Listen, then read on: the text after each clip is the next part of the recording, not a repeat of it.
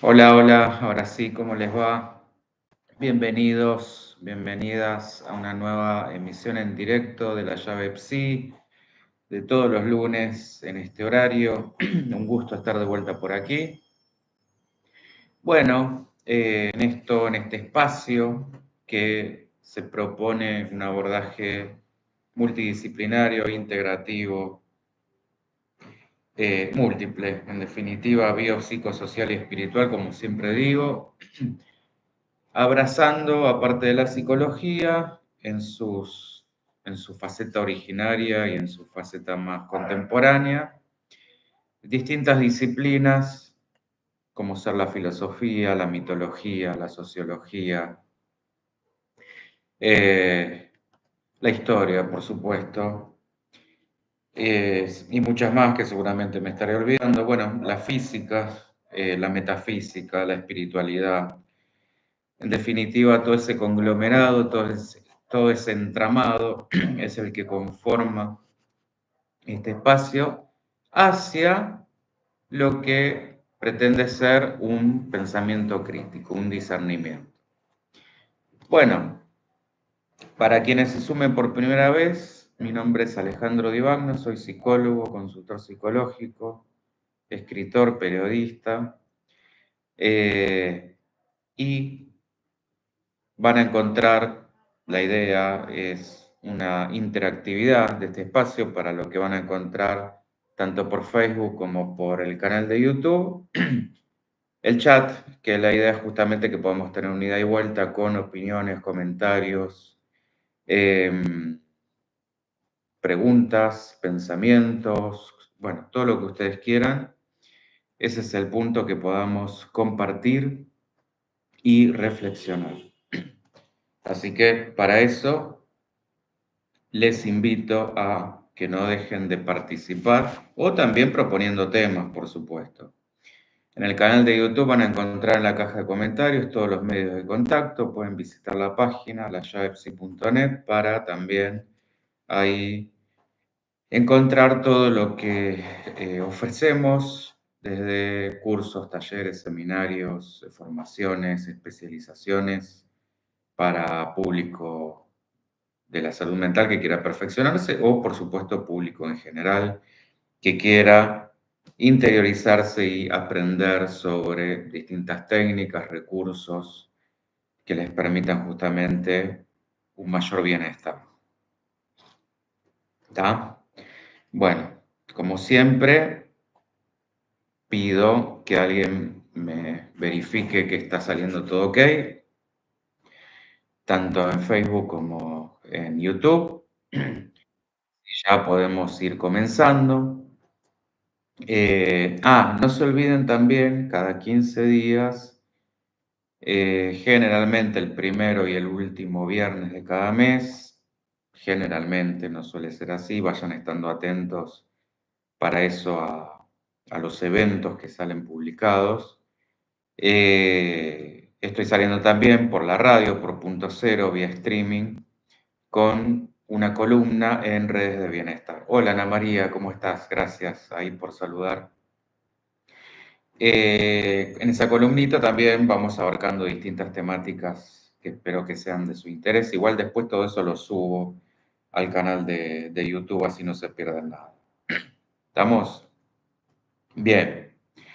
Bueno, dicho esto, y ya viendo que estamos saliendo, voy a empezar a meterme con esta cuestión de los amores obsesivos y qué se trae todo este tema. Medios de contacto, de paso, entre paréntesis, también como dije, lo van a encontrar en la caja de comentarios. Y suscríbanse, que no cuesta nada, tanto a este canal como Instagram, Facebook, TikTok, para que puedan acceder a todo el material y que por supuesto podamos interactuar, y a mí de paso me ayudan a que las redes crezcan y se pueda seguir añadiendo contenido como este. Bien, ahora sí. ¿De qué se trata esto? Ustedes saben que venimos recorriendo como distintos ejes, que eso yo lo voy implementando y ustedes, en base también a la interacción con ustedes, en base a lo que pidan, se pueden agregar más, se pueden modificar. Por lo general, venimos recorriendo la clínica con distintos casos famosos, como ya hemos visto, donde hemos desarrollado análisis de histeria, fobias, obsesiones, psicosis, perversiones. Bueno, creo que no quedó estructura que no hayamos recorrido, donde venimos también viendo los grandes mitos, a partir de los cuales sobre todo Freud dio sustento a su teoría. Venimos con la nueva sección de la caja de herramientas para aprender a pensar. Hemos venido viendo distintos tipos de pensamientos y muy pronto nos vamos a ir metiendo también por el lado de las emociones, por el lado de las conductas, por el lado espiritual. Tenemos también otra incorporación, ha sido esto del lado B de la historia, donde vemos desde las utopías, distopías, ucronías, bueno, un poco justamente a partir de, datos, a partir de información, cómo podría haber sido el otro lado de la historia, la que no nos contaron. Y también tenemos como que a veces aparece superpuesta con esa sección, el lado más espiritual, más metafísico, más abstracto, eh, que por supuesto no queda de lado. O sea, como ven, la idea es ir como recorriendo todos esos ejes que yo les comentaba, bio, psicosocial y espiritual, y están todos siempre relacionados.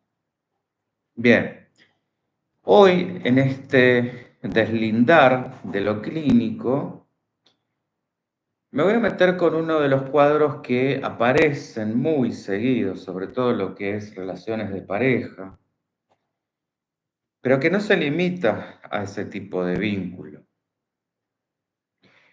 Para hablar de obsesión llevada al amor, va a ser necesario que primero haga una introducción de la neurosis en general y específicamente de la neurosis obsesiva como una estructura. En la época prefreudiana, este tipo de sintomatología era considerada poco menos que una fabulación o que una degeneración, hasta que Freud, como padre del psicoanálisis, pudiera echar luz sobre la sexualidad infantil y sus manifestaciones sintomatológicas en la adultez. Siempre digo, dudas, comentarios, preguntas, siéntanse libres de hacerlas, la idea es esa y que me vayan frenando, interrumpiendo, no hay problema. En su génesis, un representante nuestro gran psicoanalista David Nacio, va a definir la neurosis como una afección que es imaginaria, es decir, un imaginario mórbido que llamamos fantasma, que va a ser un concepto central en el psicoanálisis lacaniano, frente a un trauma infantil. En otras palabras, es una pulsión que se imaginariza, va a decir Nacio, como una escena perversa, que esto sería el fantasma, en una secuencia de 3 eslabones. Hay un trauma desencadenante, está concretamente el fantasma, que es la causa central de la neurosis. Y finalmente la sintomatología, que es lo que percibimos ya después en la vida adulta, cuando el paciente llega a la consulta. Sin embargo, tengo que aclarar que si bien toda neurosis, como acabo de decir, toda génesis de la neurosis es traumática, no todo trauma desencadena una neurosis. Esto va a depender de múltiples factores. O sea, no todo el mundo hace de un trauma una neurosis. Cada uno esto lo va a elaborar de manera diferente, en base a los recursos con los que cuenta y a factores que evidentemente no terminamos de conocer. Todas las neurosis responden a un deseo insaciable de satisfacción propia, es decir, el neurótico no va a estar satisfecho consigo, no va a estar satisfecho con el otro y no va a estar satisfecho con nada. El neurótico no quiere estar contento para no sufrir la más mínima decepción. Y van a coexistir al mismo tiempo el deseo y la queja. Bueno, yo les venía diciendo que fui abordando distintos casos de neurosis histérica. Vean en YouTube, buscando los grandes casos clínicos, y también casos de neurosis fóbica, como hemos visto con el análisis de Juanito y el hombre de las ratas, por ejemplo. Y como breve recordatorio, Freud ya decía en 1896 que la histeria revelaba una experiencia sexual previa a la pubertad que estaba marcada por el susto y el asco. Y que en el obsesivo esto se acompañó de placer.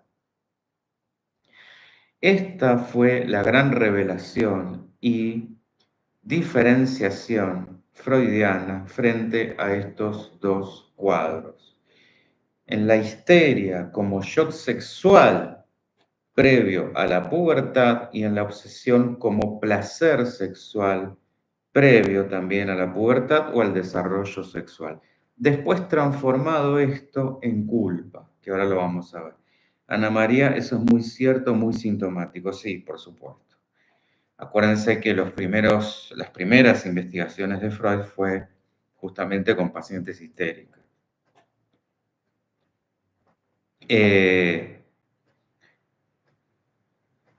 De manera que el conflicto moral es lo que va a caracterizar a la neurosis obsesiva. Por eso yo nombraba esto de la culpa.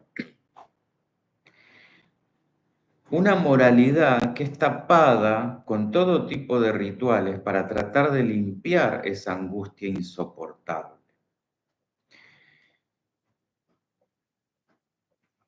En ese caso que yo les hacía mención del hombre de las ratas de 1909, que lo pueden buscar en el historial de charlas, Freud mencionaba tres características generales en los neuróticos obsesivos: la realidad, la superstición y la muerte. En cuanto a la superstición, el obsesivo va a ser relaciones irracionales. Bueno, y esto lo pueden hilar con la sección de aprender a pensar, que lo hemos visto como falacia de causación o de causalidad.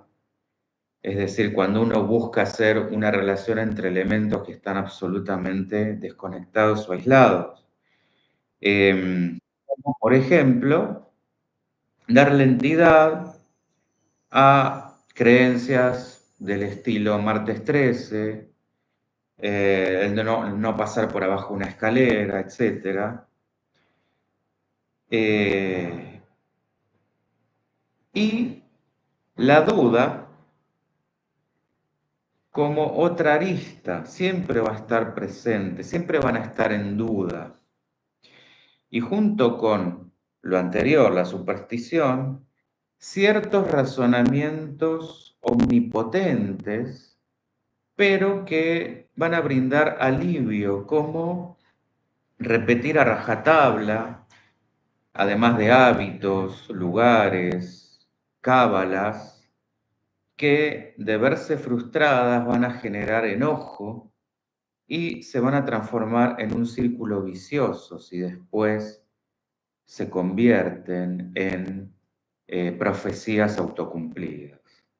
Por ejemplo, maldecir a alguien por no haberle dado o por no conseguir el mismo asiento donde alguna vez habían viajado, para creer que de esa manera van a poder volver a viajar tranquilos y que a esa persona después le pase algo y suponer o asumir que fue por su culpa o que lo generó con su pensamiento, como si tanto poder tuviera sobre lo que le pudiera pasar o influir en el otro.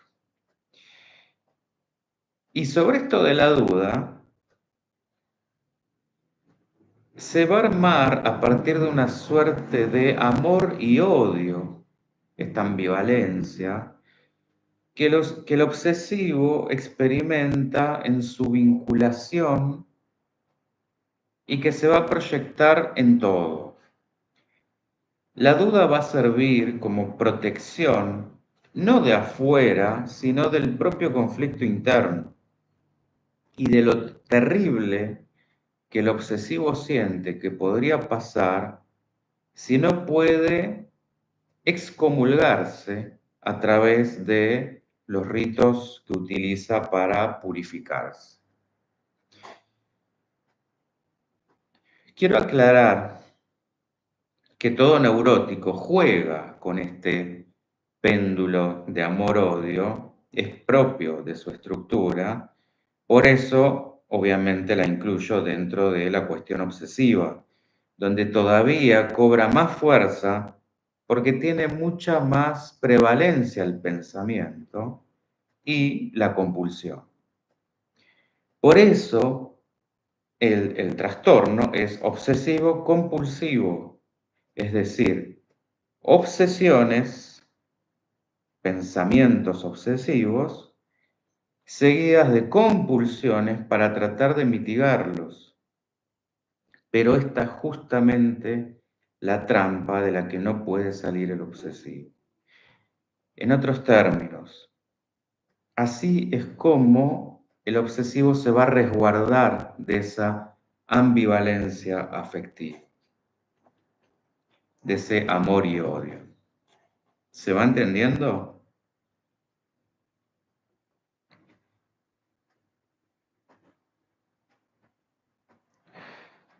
Freud va a describir este proceso como una regresión autoerótica, por supuesto inconsciente, en un intento de disolver la pasión amorosa,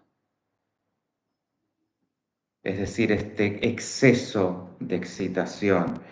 Por supuesto, esto va a ser fallido, este intento, y por eso se vuelve repetitivo.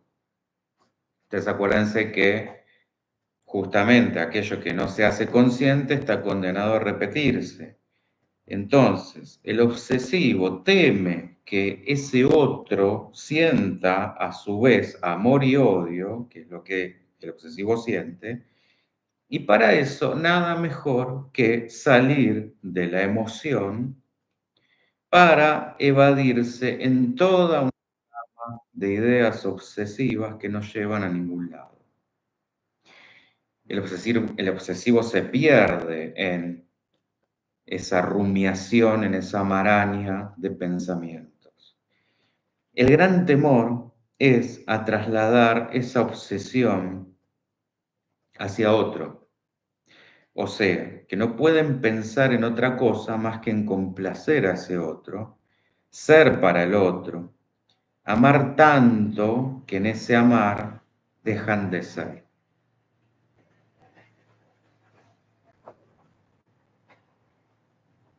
Otro rasgo de esta ambivalencia es el de la queja de no ser lo suficientemente amados. Pero cuando lo son, quedan paralizados del temor, atónitos e incrédulos frente a otro que les declare amor, como si el amor no fuera posible o se sintieran mejor sin él. La gran pregunta que se hacen es, ¿qué quiere ese otro de mí? Que es básicamente lo que Lacan plantea sobre el deseo.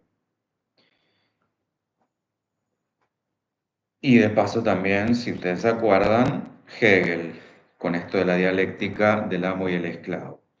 Y como el deseo sabemos que es intrínsecamente insaciable, insatisfecho de por sí, para el obsesivo se vuelve casi un delirio persecutorio con ideaciones de devoración y aniquilación. Por eso el amor se asocia con una angustia imposible de sobrellevar, en el sentido de verse completamente absorbido por el otro, literalmente fagocitado. Por esto es que el placer para el sujeto obsesivo solo tiene lugar en forma efímera y breve. Así es como pueden soportar ese fantasma de no desintegrarse.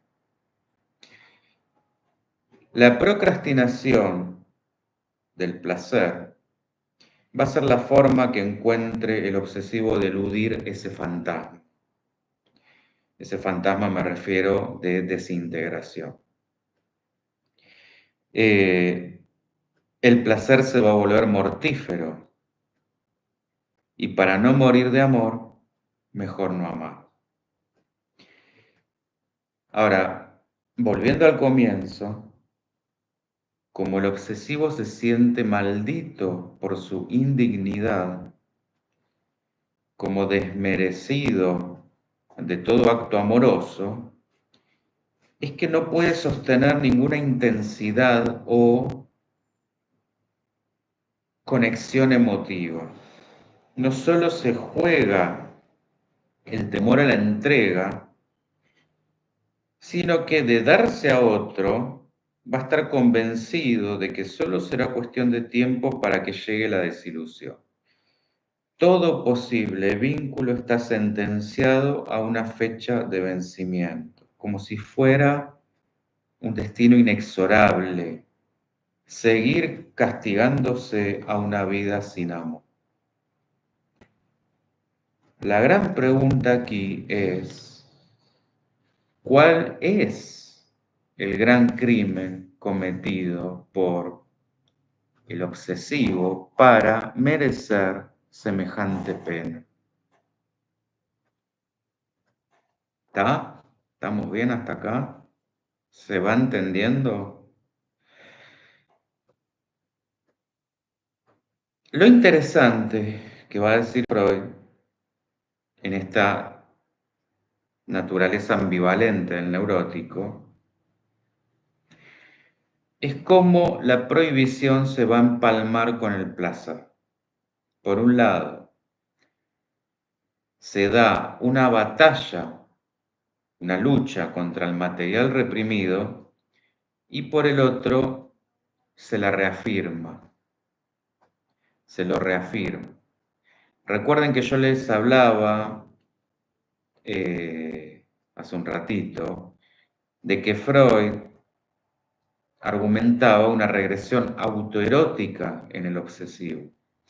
Y esto se va a dar contra las exigencias del complejo de Edipo que en la etapa de latencia, esto es la prepubertad, es cuando es sepultado para que se conforme el super yo, que es cuando aparecen las demandas éticas y estéticas.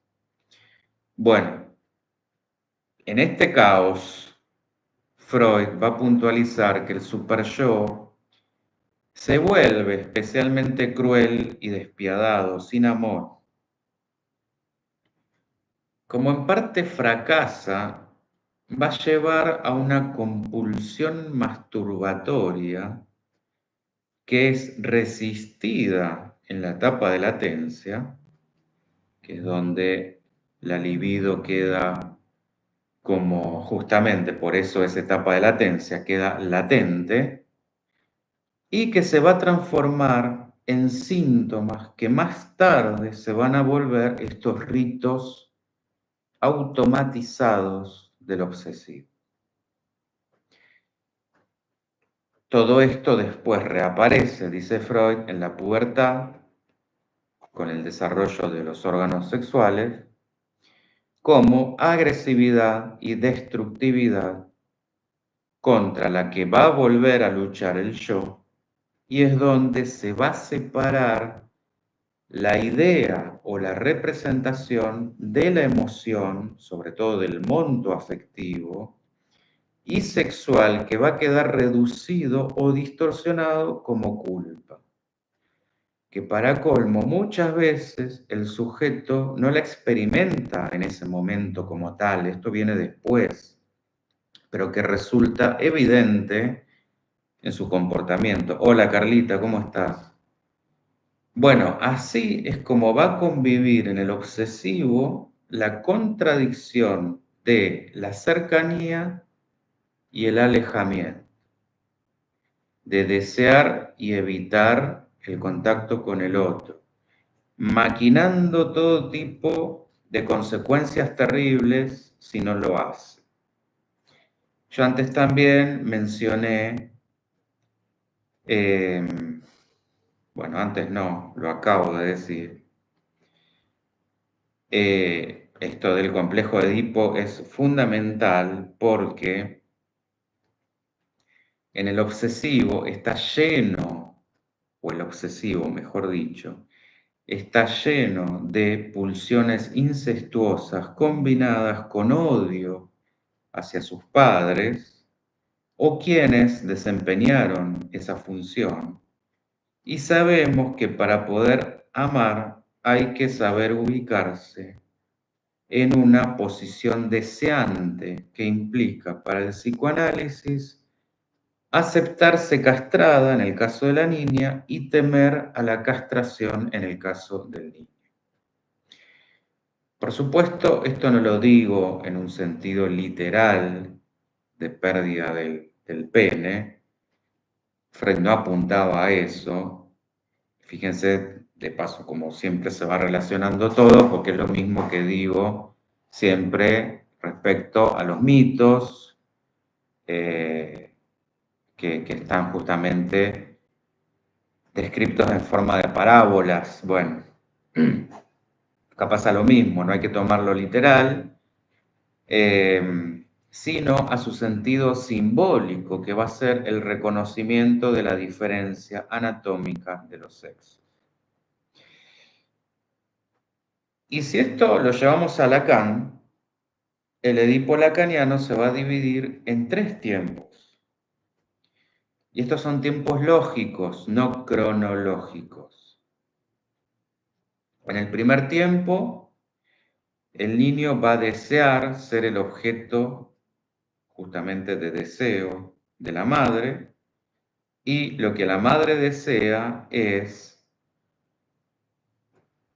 el falo para llenar simbólicamente su falta o castración.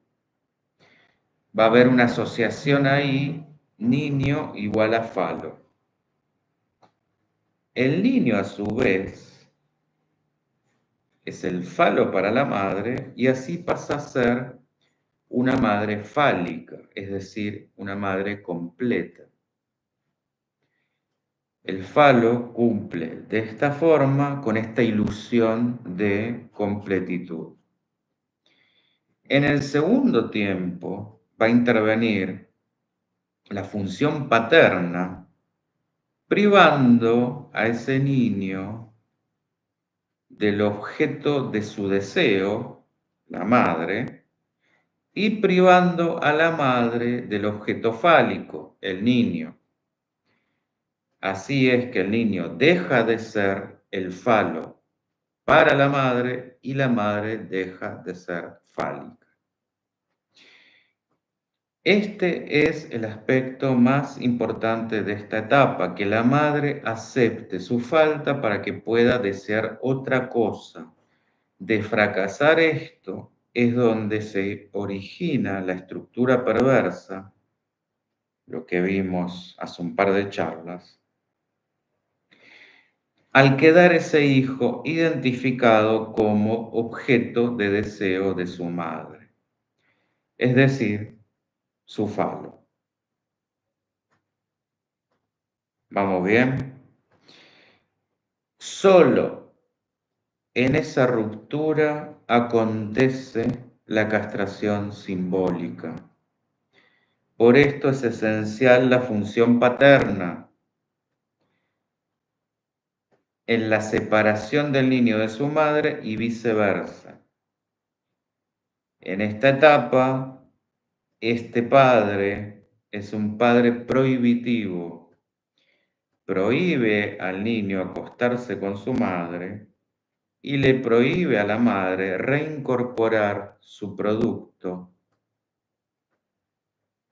Por ende, su función, refiero al padre, es dictar una ley que permita regular la dinámica entre ese niño y su madre.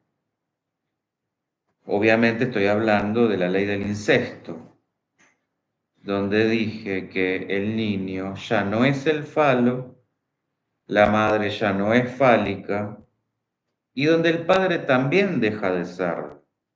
Es decir, no es la ley, porque si no esa completitud pasaría de la madre al padre, sino que representa la ley. Esto es otra cosa. O sea, es un padre simbólico.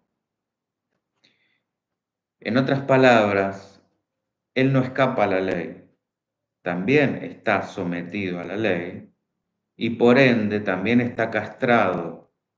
Entonces, el falo y la ley van a ser categorías y no personas, por lo que el Edipo va a ser el paso del ser al tener o no tener, según hablemos, del niño o la niña.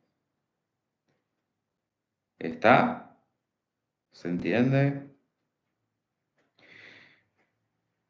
Entonces, sabemos que a partir de esto, de la resolución o no del Edipo, es que se va a tejer luego la elección de objeto amoroso. Es así que el obsesivo, temeroso de ser devorado por un otro deseante, va a quedar entramado en laberintos vinculares. Si en la neurosis de tipo histérica, que ahora más adelante vamos a ver cuáles son los distintos tipos, si en la neurosis de tipo histérica el amor se queda en las ganas porque necesita la demanda permanente, acordémonos que en el origen de la histeria, Freud decía que esto sucede a raíz de un incidente sexual que no pudo ser elaborado. Entonces, sostener esa demanda implica que el propio deseo quede insatisfecho. En tanto, en el obsesivo, evita el objeto causa de su deseo y eso es lo que lo hace vivir en un continuo sufrimiento. Carla, esa ley debe pasar del padre a la madre.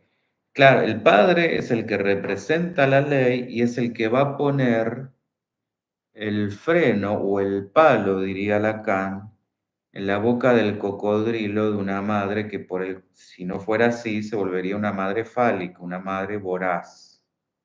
Este es el punto. El amor es tan complicado porque va a la par de lo que dije hace un ratito de la castración. Amar es reencontrarse con la propia falta, que es justamente lo que le decimos a ese otro: me haces falta. Esto es tremendamente significativo, por eso el lenguaje no es inocente. El otro es el que nos vuelve falta, porque nos recuerda a esa falta.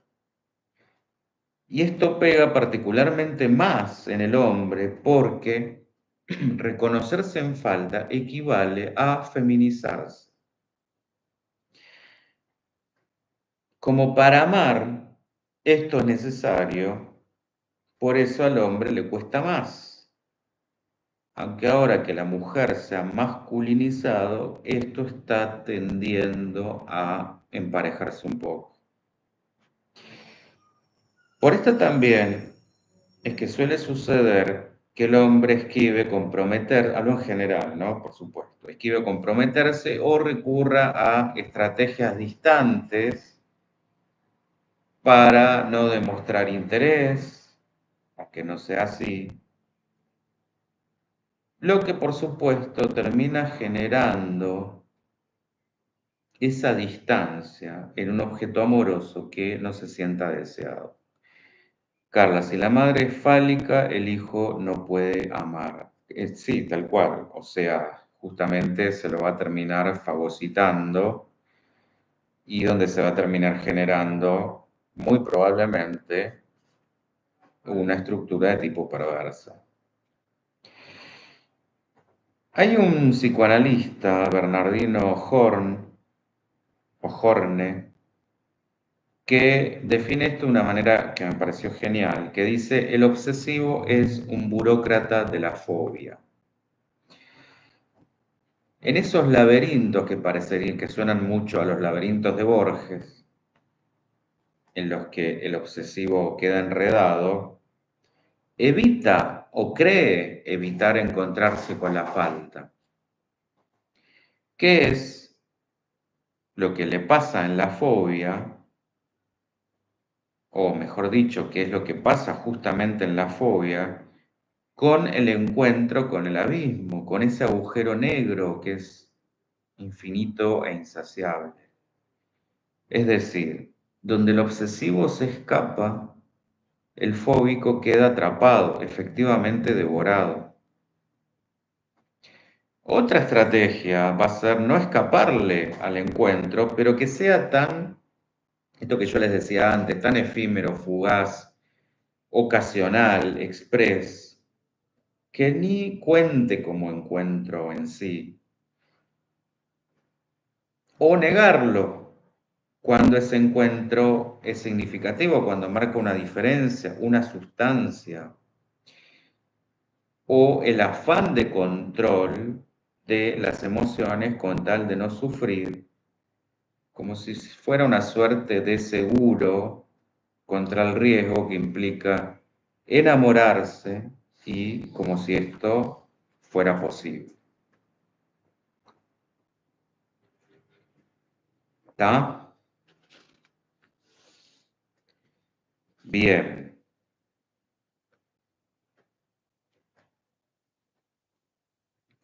Lacan dirá que para un hombre la mujer será su síntoma. Les recomiendo en esto que vayan a la charla sobre qué quiere una mujer, que también está en el historial, en el sentido de prestar su cuerpo para que el hombre goce de su inconsciente a través de ella y restablezca así en ese encuentro alguna dosis de goce fálico. Porque para que ese encuentro pueda resultar, ya les dije que el hombre tiene que perder algo de ese goce fálico. En otras palabras, feminizarse. Jung diría aceptar su parte ánima, Lo que claro, no hay que tomarlo esto literalmente como afeminarse, que eso es otra cosa, sino aceptar su sensibilidad y emocionalidad, que por el contrario lo van a hacer más viril porque lo enriquecen como hombre. Cuando se da esto, se está creando algo nuevo, una experiencia totalmente reveladora que implica dejar de lado la forma neurótica de relación. El obsesivo no resulta atrayente, o sea que esto no resulta como estrategia de seducción. Y de hecho ningún otro cuadro clínico tiene tanto problema para hacerle un poco de lugar al otro que el obsesivo. Hasta el paranoico puede machear de alguna manera con su acosador, mientras que el obsesivo solo va a ser fiel a su síntoma. Por lo que dije recién, no ama más que a su síntoma. Entonces, ahora me voy a meter en la dimensión del hombre obsesivo. ¿Por qué les digo que es lo menos atractivo para seducir a un otro? Bueno, justamente por eso. No ama más que a sus síntomas, sus obligaciones para encontrar esa paz. Cuando me refiero a sus obligaciones, a esto de la necesidad del ritual, de las compulsiones que utilizan para encontrar ese alivio, esa paz temporal, que nunca va a encontrar y donde encima quien se meta con ese tema va a ser rechazado, expulsado. Una paz que solo puede encontrar coqueteando con ideas de muerte, que fantasea con que podría ser la salida o el escape final. ¿Por qué hablo del varón? Bueno, porque hay más obsesivos que obsesivas. Esto es estadístico. Pero ¿qué pasa con ese grupo que reúne un poco más de valor para animarse al encuentro y pese a todo forman pareja? Bueno, en esos casos el amor va a quedar postergado y el otro reducido a un reclamo, a un lugar degradado de insoportable. Imaginemos, no sé, un histérico con un obsesivo, el histérico reclamando un amor incondicional, que por supuesto nadie le puede dar, y el obsesivo sumido en un infierno donde quiere escaparse de esa demanda insaciable del otro.